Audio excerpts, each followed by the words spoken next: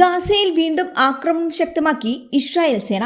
വ്യാഴാഴ്ച വൈകിട്ട് ഒരു സഹായ വിതരണ കേന്ദ്രത്തിലേക്ക് നടത്തിയ വെടിവെപ്പിൽ 104 പേർ കൊല്ലപ്പെട്ടുവെന്നാണ് അന്തർദേശീയ മാധ്യമങ്ങൾ റിപ്പോർട്ട് ചെയ്യുന്നത്. 700-ലേറെ പേർക്ക് പരിക്കേറ്റതായും ഇതിൽ തന്നെ നിരവധി പേരുടെ നില ഗുരുതരമാണെന്നും പലസ്തീൻ ആരോഗ്യ ഉദ്യോഗസ്ഥർ അറിയിച്ചു. വടക്കൻ ഗാസ സിറ്റിയിൽ ഭീഷണി ഉയർത്തുന്നുവെന്ന വിശ്വാസത്തിന്റെ അടിസ്ഥാനത്തിൽ സൈന്യം ജനക്കൂട്ടത്തിനു നേരെ വെടിയുതിർത്തതായി ഇസ്രായേൽ വൃത്തങ്ങളും സ്ഥിരീകരിച്ചു. ആക്രമണത്തെ ഗാസയിലെ പലസ്തീൻ ആരോഗ്യ മന്ത്രാലയം കൂട്ടക്കൊല എന്നാണ് വിശേഷിപ്പിച്ചത്. നിരായുധരായ ജനങ്ങൾക്ക് നേരെ ഇസ്രായേൽ സേന അപ്രതീക്ഷിതമായി വെടിയുതിർക്കുകയായിരുന്നുവെന്നും പലസ്തീൻ ആരോഗ്യ മന്ത്രാലയം വ്യക്തമാക്കുന്നു. ഗാസയുടെ പടിഞ്ഞാറൻ നബുൽസി റൗണ്ട് എയർപോർട്ടിൽ ഭക്ഷണ വിതരണം നടത്തുന്ന ട്രാക്കുകൾക്കടുത്തേക്ക് വന്നവരെയാണ് സൈന്യം വെടിവെച്ചതെന്നാണ് ബ്രിക്സ് കക്ഷികളെ ഉദ്ധരിച്ച് അന്താരാഷ്ട്ര വാർത്താ ഏജൻസിയായ AFP റിപ്പോർട്ട് ചെയ്യുന്നത്.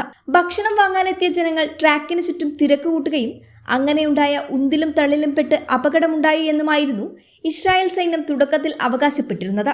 എന്നാൽ പിന്നീട് സൈന്യത്തിന് ഭീഷണിയാകുന്ന തരത്തിൽ ജനക്കൂട്ടമെത്തിയതോടെയാണ് വെടിതുറത്തതെന്ന് ഇസ്രായേൽ AFPയോട് പറഞ്ഞു. നിരവധി ജനങ്ങൾക്ക് പരിക്കേറ്റതിനാൽ എല്ലാവരെയും എത്തിക്കാൻ മതിയായ ആംബുലൻസുകൾ പ്രദേശത്തുണ്ടായിരുന്നില്ല. ഇതോടെ പലരെയും കഴുതവണ്ടിയിൽ കയറ്റിയാണ് ആശുപത്രിയിൽ എത്തിച്ചതെന്ന് കമാൽ അദ്വാൻ ആശുപത്രി വക്താവ് ഫാരിസ് സഫാന പറഞ്ഞു. പരിക്കേറ്റ മുഴുവൻ ആളുകളെയും ചികിത്സിക്കാനുള്ള ആരോഗ്യ സംവിധാനങ്ങൾ ഗാസയിലെ ആശുപത്രികളിൽ ഇല്ലാത്തതിനാൽ മരണസംഖ്യ ഇനിയും ഉയരാൻ സാധ്യതയുണ്ടെന്നും അന്താരാഷ്ട്ര മാധ്യമങ്ങൾ റിപ്പോർട്ട് ചെയ്യുന്നു.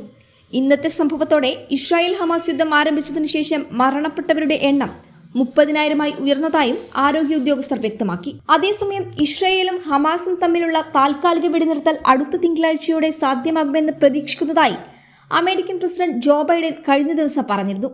ഗാസയിലെ ഇസ്രായേൽ ആക്രമണങ്ങളെ പ്രതിഷേധിച്ച വാഷിംഗ്ടണിലെ ഇസ്രായേൽ എംബസിക്ക് മുന്നിൽ അമേരിക്കൻ വ്യോമസേനയിലെ സജീവ പ്രവർത്തകൻ സ്വയം തീ കൊളുത്തിമറിച്ച് മണിക്കൂറുകൾക്ക് ശേഷമായിരുന്നു ബൈഡന്റെ പ്രതികരണം.